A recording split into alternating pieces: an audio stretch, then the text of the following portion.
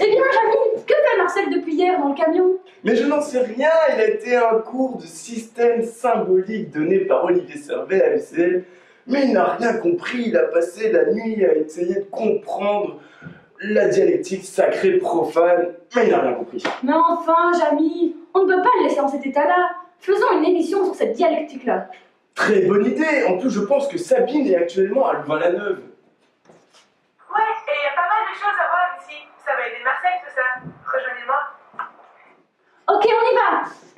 Allez, vas-y, chauffe Marcel, en route vers l'UCL.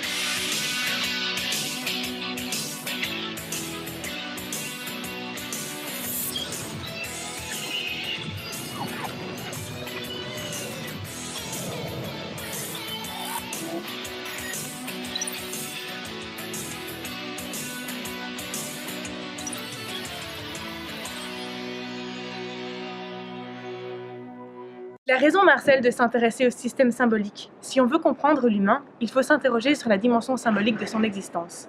Cette dimension symbolique peut faire référence à la religion chrétienne. Par exemple, ici à Louvain-la-Neuve, je me trouve devant l'église Saint-François. Alors si pour certains habitants ce lieu est sacré, pour d'autres, il s'agit d'un bâtiment presque ordinaire, où on peut organiser par exemple des concerts. Cela illustre justement la hiérarchisation sacré-profane du réel dont parle Marcel. En effet, selon l'étymologie, le mot profane signifie ce qui est pro, devant, et fanum, le lieu consacré.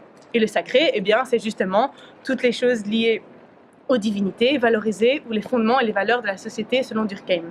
Dans les sociétés, on peut donc trouver des choses banales, profanes, qui s'opposent aux choses sacrées, et cette forte dualité nous donne à penser sur la nature de ces sociétés. Exactement Sabine, cette dichotomie sacrée-profane a été développée, comme l'explique Michel Mélin, par des auteurs comme Otto et Caillois. Évidemment, Émile Durkheim l'a expliqué en 1912. Il pense le religieux comme inhérent aux sociétés humaines et s'articulant autour d'une opposition entre des choses profanes et des choses sacrées.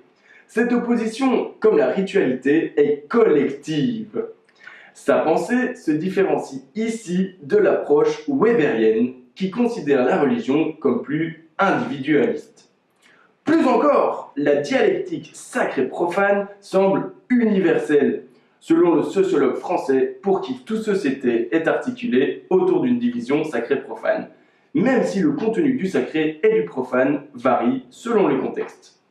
Dans nos sociétés occidentales contemporaines, la dichotomie sacré-profane tend par exemple à se réaffirmer, avec notamment la montée en puissance de nouveaux courants religieux. Mais elle se marque tout de même moins qu'autrefois, du temps où les espaces profanes et sacrés étaient beaucoup plus contingentés. C'est vrai, Jamy, mais n'oublie pas que la pensée de Durkheim s'inscrit dans le contexte historique dans lequel il vit. Quand il propose une définition de religieux comme une modalité du social, il pense à partir de la sociologie émergente. En réalité, cette théorie est discutable. Par exemple, le philosophe Marcel Gauchet ne pense pas du tout la dualité sacrée-profane comme intemporelle, au contraire de Durkheim. Il a même pensé qu'à travers le processus de sécularisation né dans les sociétés chrétiennes, on allait sortir de la religion, ce serait un temps historique parmi d'autres pour entrer dans l'ère de la démocratie. Gauchet suit en cela Weber, qui pense qu'un processus de rationalisation de la religion est en œuvre. Religion, fais un peu attention. Selon l'historien Daniel Dubuisson, il ne faut pas utiliser le terme religion, beaucoup trop connoté et lié à notre identité occidentale. Ce terme ne peut pas servir à définir adéquatement d'autres faits religieux. Il est trop arbitraire, trop ancré culturellement. Donc ne sois pas ethnocentrique et parle plutôt de formation cosmographique. Eh bien te voilà à prôner la décolonisation de la pensée. Moi, je parlerais plutôt de système symbolique, comme Olivier Servet. Me voilà maintenant dans l'une des chapelles d'un des codes catholiques de l'UC Louvain. Je pense qu'il serait judicieux de parler de la notion de tabou. C'est une notion capitale pour penser la frontière entre sacré et profane. Mais au fait, c'est quoi un tabou ? Selon Freud, le tabou est à la fois tout ce qui est sacré, dépassant la nature des choses ordinaires, et dangereux, impur et mystérieux. Le tabou se rattache à la notion d'une sorte de réserve et il se manifeste essentiellement par des interdictions et des restrictions. Celles-ci ne sont pas ramenées à un commandement divin, mais se recommandent d'elles-mêmes. Elles ne se fondent sur aucune raison car leur origine est inconnue et paraissent alors naturelles à ceux qui vivent sous leur empire. Ainsi, la notion de tabou nous fait nous questionner sur la dichotomie profane-sacrée dont nous avons déjà parlé également, ainsi que celle de la pureté et de la pureté. Pour Mary Douglas, l'impureté, c'est le fait de voir que quelque chose ne soit pas à sa place. C'est le fait de voir l'anomalie, l'ambiguïté. La pureté est au contraire l'état des choses lorsque tout est à sa place. La pureté n'a rien à voir avec l'hygiène. Le propre n'est pas nécessairement le pur et le saint. Pour l'anthropologue, il y a une frontière entre la pureté et l'impureté. Mais cette frontière est poreuse. Il est possible de passer d'un statut à l'autre. Ce qui est pur peut devenir impur par la méthode souillure volontaire ou accidentelle, tandis que l'impur peut devenir pur par un processus de purification. Mais le but est du coup de n'avoir que de la pureté? Non, pas vraiment. Mary Douglas nous dit que l'impur nous est utile car rééquilibre le système. Il faut de l'impureté pour garder l'ordre car l'impureté remet en question les règles du système. Il ne faut jamais être dans une dualité parfaite. Cela peut paraître contradictoire, mais c'est pourquoi j'ai pensé à un petit exemple pour que vous y voyez plus clair. Ton Père qui es aux cieux, que ton nom soit sanctifié, que ton règne vienne, que ta volonté soit faite sur la terre.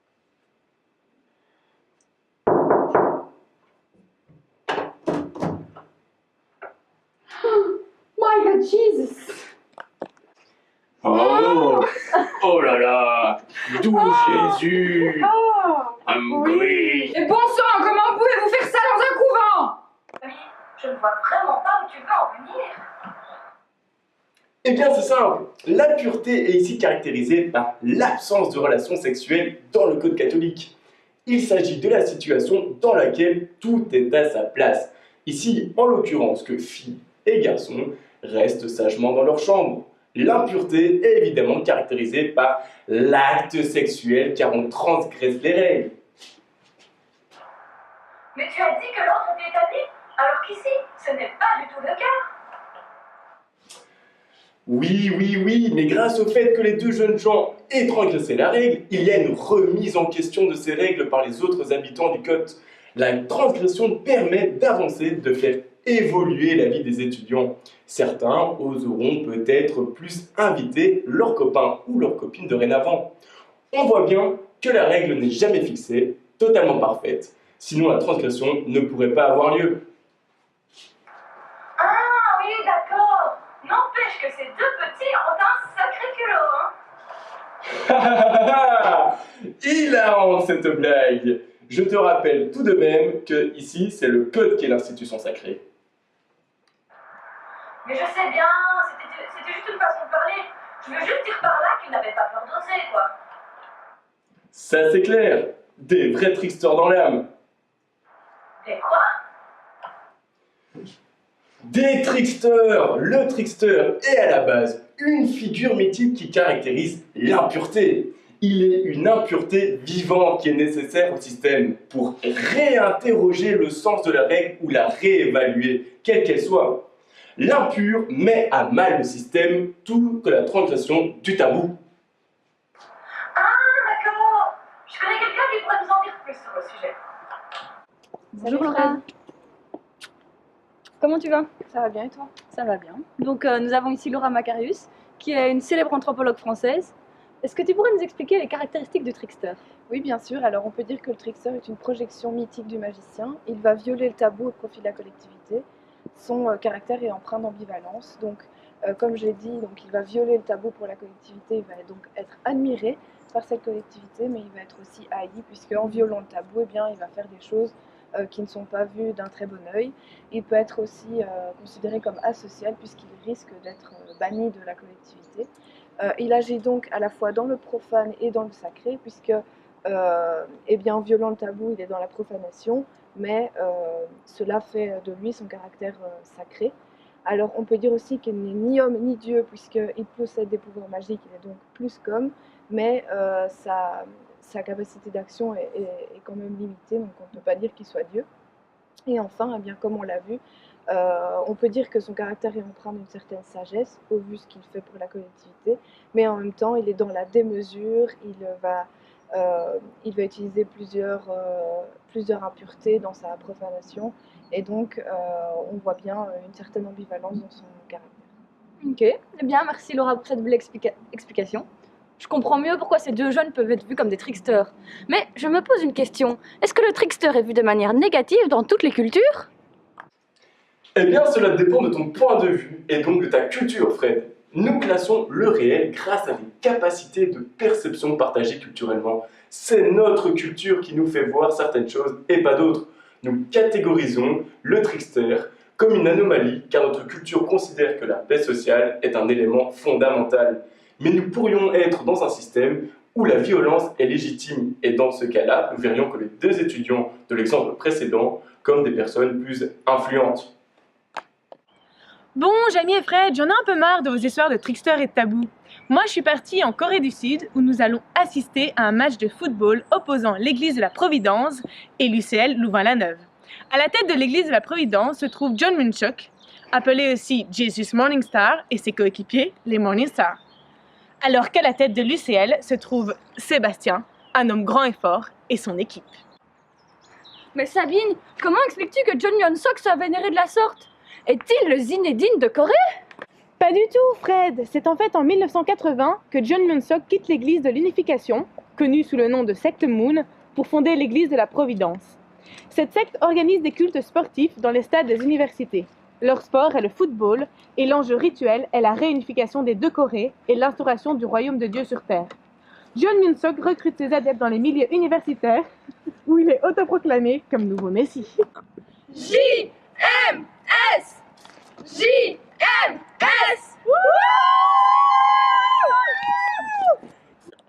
Ben, je vois ce que tu veux dire. Mais qu'en est-il du sacré et du profane dans cet exemple? Le sacré et le profane cohabitent tous deux dans les matchs joués par John Hyun-suk et son équipe. Jouer au football pour célébrer le culte permet à l'église de la Providence d'utiliser un double registre, profane ouvert et sacré fermé.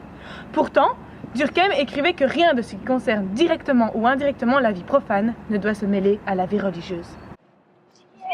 Cette séparation durkheimienne du sacré et du profane semble ici obsolète. En effet, c'est à partir d'un jeu ordinaire, pratiqué dans un lieu des plus profanes pour les étudiants, l'université, que l'église de la Providence fabrique du sacré, de sorte que vie religieuse et vie profane puissent coexister dans un même espace, et que ce qui apparaît pour les uns comme simple réjouissance devienne pour les initiés une cérémonie rituelle.